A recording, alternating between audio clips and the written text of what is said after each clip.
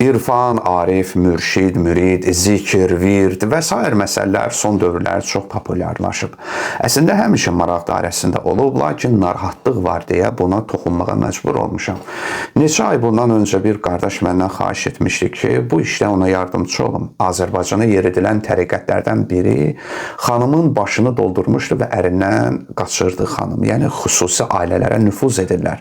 Güya bunlar cənnət əhlidirlər, elə məqama çatıblar ki, şəriət mərhələsini də keçiblər. Namaz qılmır, bəzi vacib əməllərdən uzaq dururlar. Güya Quranda bu var, bu yox məsələlərini aparırlar və beləliklə yaxın adamlardan da naməhrəm adı ilə uzaq dururlar. Bu yaxınlarda da bir başqa bir nəfər yazdı mənə ki, nişanım qoşulub həmin bu cür insanlara məndən uzaqlaşıb. Bu məsələ çox genişdir. Gərək ara sıra buna fərqli mövzularda toxunum. Mənim əzizlərim, özünə ustad, əxlaq ustadı, mürşid, nə bilim qəribə elmlər mütəxəssisi adları altında adamlar geniş yayılıb. Cəmaatın hisslərindən istifadə edib, onlara göre zikirlər, virdlər, çillə üsulları və s. şeylər öyrədirlər ki, bununla sən göre cənnətül məvaya yetişəcəksən. Nə bilim, bəsirətin açılacaq, duaların qəbul olunacaq, insanların nəmnə simasını görəcəksən və s. Gəlin qısa nəzər salaq. Mürşid kimdir? Mürşid Allahı tanımaq, yəni mərifətullah yolunun bələdçisidir. Mürşid səni xeyrə doğru yönəldir. O, sənin üçün mənəvi tərbiyə və seyr-i sülukda, yəni mənəvi yolculuqda bir tərbiyəçidir.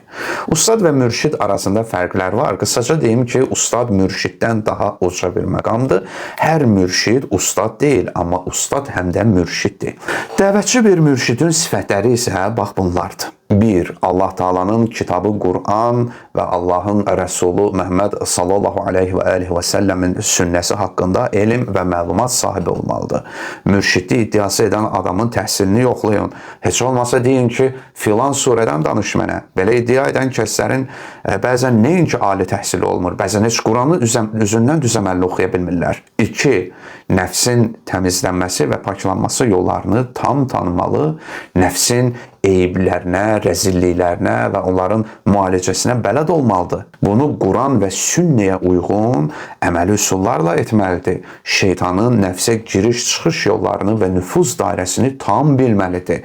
Bəli, bilirsiniz ki, şeytanın da bu yolda insanlara ilqa və təlqinləri var. Rəvayət vardır ki, bir gün şeytan peyğəmbərlərdən birinə deyir ki, de Bismillah, yəni Allahın adıyla. Peyğəmbər demir. Şeytan deyir ki, sənin Allahın adını çəkirəm.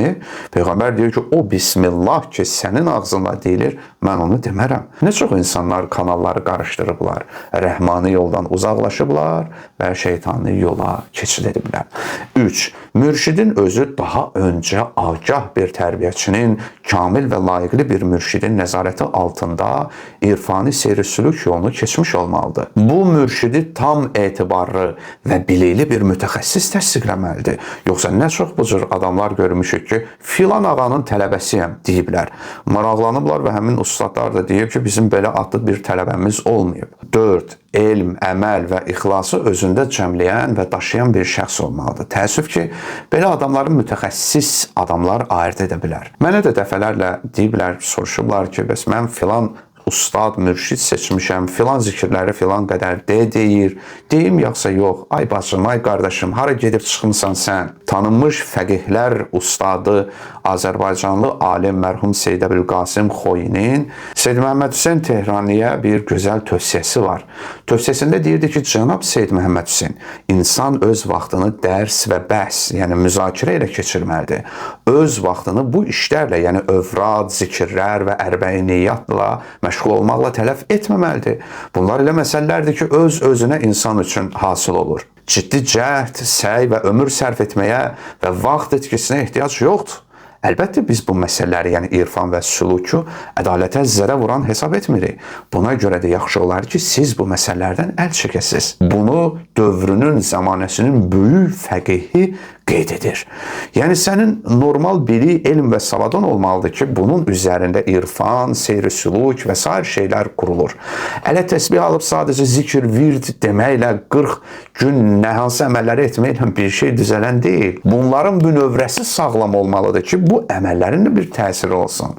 Özünüzü, ailənizi və uşaqlarınızı mənim əzizlərim, mənşəyi bilinməyən mürşid nümalardan qoruyun.